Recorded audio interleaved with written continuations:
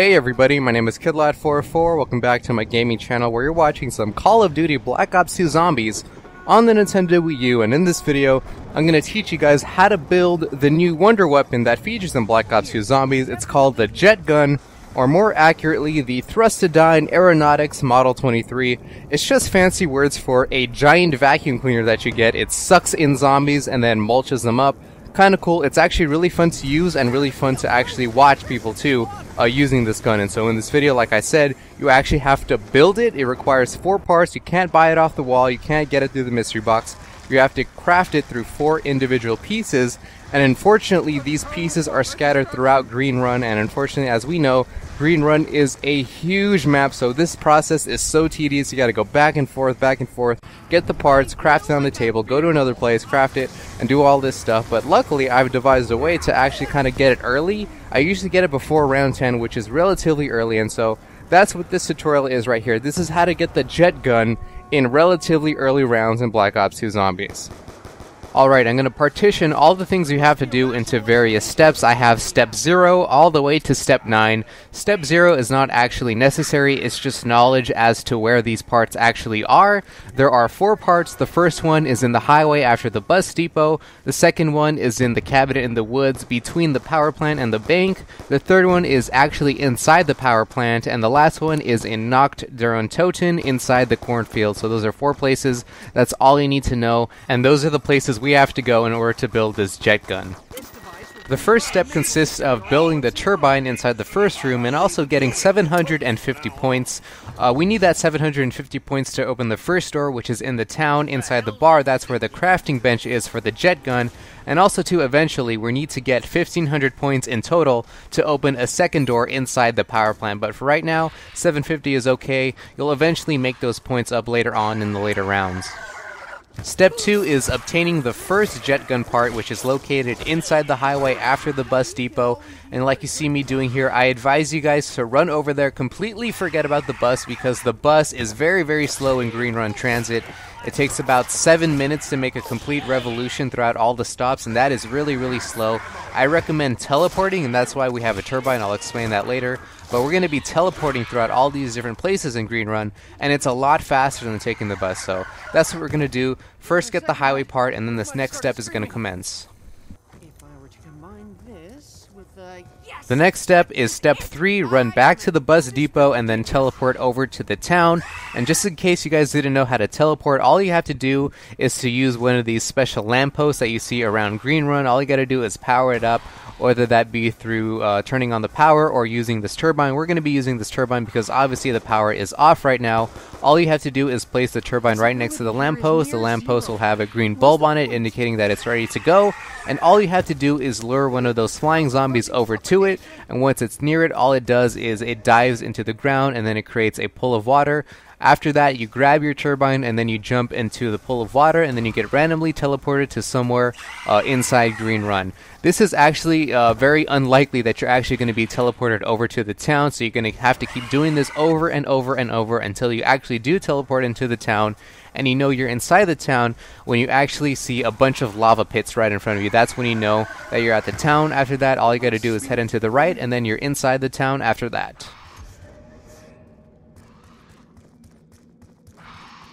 Step 4 is very simple. All you have to do is use those 750 points and open the bar, and inside the bar you see the first crafting bench. Right there is where you craft the jet gun, the entire jet gun. And so what you want to do is craft your first piece, the piece that you found on the highway, and after that we're going to head into the next step, which is step 5. We're going to go all the way running from the town to the cabin in the woods. It's actually very near, to get the second piece that we're going to use to build this jet gun.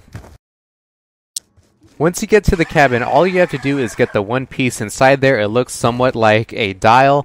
I actually don't know where all these pieces spawn inside the individual places. They spawn randomly inside their places. So for example, in the cabin it might spawn on the fireplace, it might spawn in the corner or something like that. What I like to do is just walk around the perimeter until the button lights up, and then all you have to do is pick it up. And after you pick up the dial, you have to run back to the town, run back inside the bar, and then craft it to craft the second piece of the jet gun. Alright, the next step is to go back from the town, run back to the power plant. You're going to turn on the power and also get the third piece in there. In this video that I'm showing you, actually, I kind of did the reverse. I mixed up the orders. I got the one in the cornfield first before I got the power, but I recommend getting the power one as the third one and then getting the cornfield one as the fourth one. Reason being is because after you turn on the power, you don't need that turbine anymore, and right now that turbine is probably running out of juice and it's not going to work and it's just going to explode and disappear and all that stuff. So it's a lot safer to first turn on the power so you don't need that turbine anymore, and after you turn on the power, the lamppost will always have green light bulbs on it and you can do the teleportation stuff without having to use a turbine at all. So that's the reason why I suggest the power as the third thing to do. After you turn on the power, obviously you have to find the third piece, which is a bunch of coils wrapped around. Once you get those coils, as usual, run back to the town and then craft it on the bench.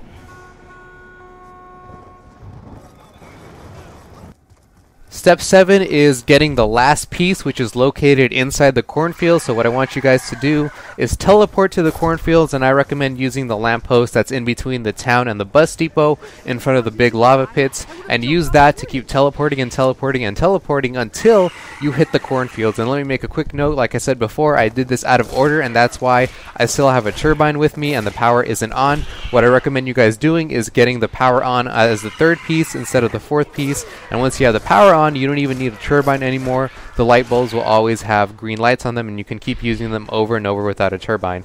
But like I said in this video, I mixed it up. But after you get to the cornfields, all you have to do is run and find the correct path, run into Nacht or Untoten, and that's where the final piece is. Like I said before, in the cabin, all you have to do is walk around the perimeter, walk slowly until the button lights up, then you can pick up the rod, and that is the end of step 7. We're almost done with this jet gun completion.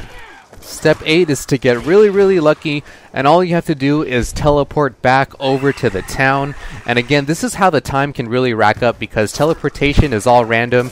You don't have a specific destination, and so you're going to have to keep teleporting and teleporting and teleporting until you get back to the town. And after that, though, it's all easy. It's all downhill. But this is where the time can really rack up, because again, there's no specific destination. But believe me, guys, though, teleporting, even though it's random, it's a lot faster than the bus. The bus is really slow. Don't ever take the bus. Always teleport to your destination. And that's just step 8, guys. Just get really lucky and head back to the town. Step 9, the final step, is easy. Just craft the last piece and voila, you have the jet gun. It says, "Ah, yeah," press Y or whatever to take the jet gun, and it is a really fun gun to use. After all that trouble, you finally have it, and this is how you use it. Basically, you have to hold down the fire trigger, and as long as you hold down the fire trigger, the gun is going to suck in a bunch of air, and it's going to suck in zombies and then tear them into mulches and just, dice them into tiny pieces of meat. It's really fun to use. There's blood everywhere, but be warned though, because right now step 9 is also, not just putting together the final jet gun piece and stuff. It's actually more knowledge into how this jet gun actually works. The jet gun actually doesn't even count as a gun at all in your inventory. It actually counts as an equipment piece, just like the turbine or the zombie shield or the electric trap. So therefore, it's not really a gun per se, so you can't pack-a-punch it. You can't actually pack-a-punch it at all. The cool thing though, since it doesn't count as a gun but an equipment, it kind of, seems that you have 3 guns potentially now. You can have your first 2 guns, primary and secondary, and then you can pull out this third gun as an equipment slot and use it as an actual weapon to kill zombies. It's really cool that way.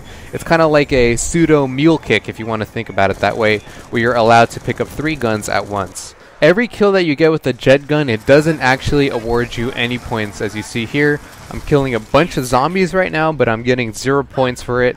And I guess that's for balancing purposes, because this gun is really powerful. It is a one-hit KO. It does infinite damage, and so, all you gotta do is suck in the zombies and their history.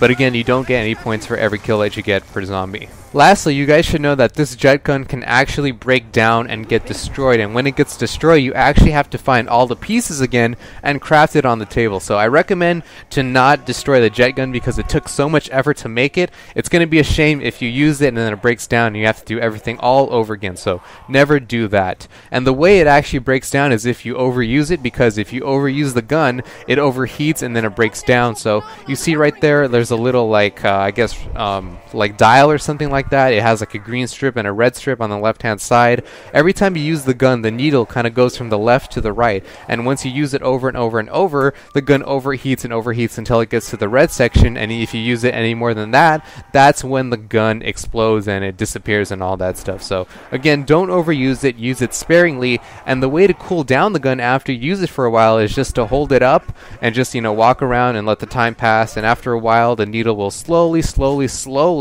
I repeat slowly because it is really slow, that it goes and returns back to the safe, cool position. So like I said, using sparingly, you walk around really slow with it, so I recommend if you want to recharge it, I would recharge it after the end of every round. Just get a crawler and then just walk around and cool down the gun, and that way you can use it for the next round.